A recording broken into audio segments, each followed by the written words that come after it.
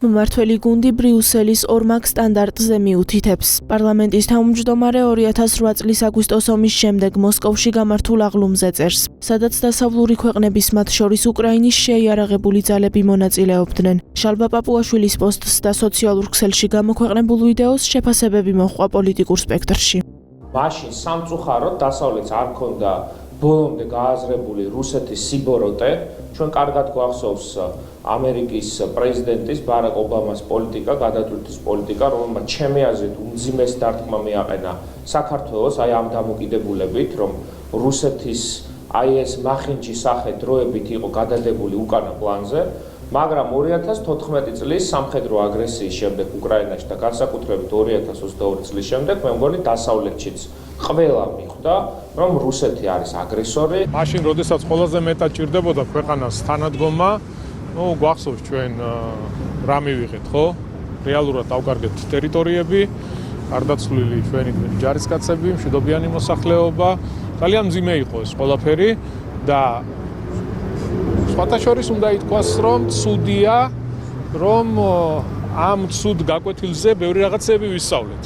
და დღეს რომ ქვეყანა ასე ძლიერად არის წარმოდგენილი, ჩამოყალიბებული სახელმწიფო, თავისი ძლიერი ინსტიტუციები და ვიცავთ ჩვენს ქვეყანას და არავის არ ვაძლევთ საშუალებას, როგორც 2008 წელს ჩვენი ქვეყნის ინტერესები გამოყენებული იყოს სხვადასხვა მიზნით და ამით მხოლოდ და მხოლოდ ჩვენ დავზარალდით, ჩვენი ქვეყანა დაზიანდა.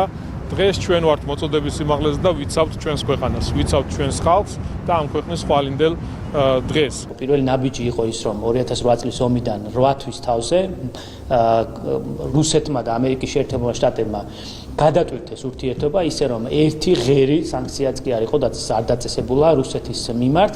სანქციაზე არ არის საუბარი რაიმე ან ფორმატის გაუარესება, რაღაცა 8 თვის თავზე სრულად აღდგა ურთიერთობები ორ ქვეყანას შორის. და ეს რაც შემდგომ 9 მაისს განვითარდა, ეს იყო ამ პროცესის კიდევ ერთი, ასე ვთქვათ, განვითარება და საუკეთესო მაგალითი ჩვენთვის და საუკეთესო გაკვეთილი, ასე ვთქვათ, ყველასთვის, რომ ყველა უყურებს თავის ინტერესებს, ყველა უყურებს რა ინტერესი აქვს და თუ ეს ინტერესი საჭიროებას მოითხოვს, კრემლთანაც ჩააბარებენ სამხედრო სალამს პუტინს.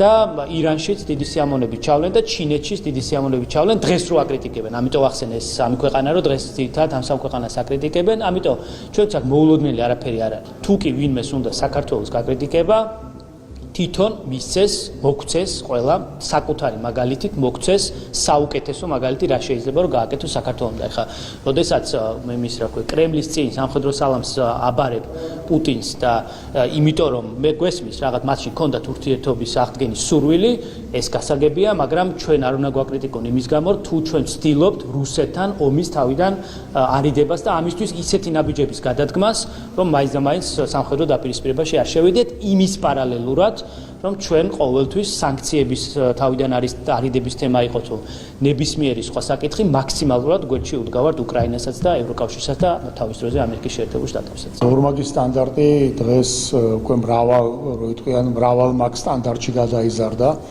იმდენი უსტანდარტობა არის ამ სამყაროში, რომ უკვე თვითონ ვეღარ ერკვევიან ბოლო და თავი სად არის, ვის უწესებს სანქციას და ვის ემოგებრობა და ვის მტრობს.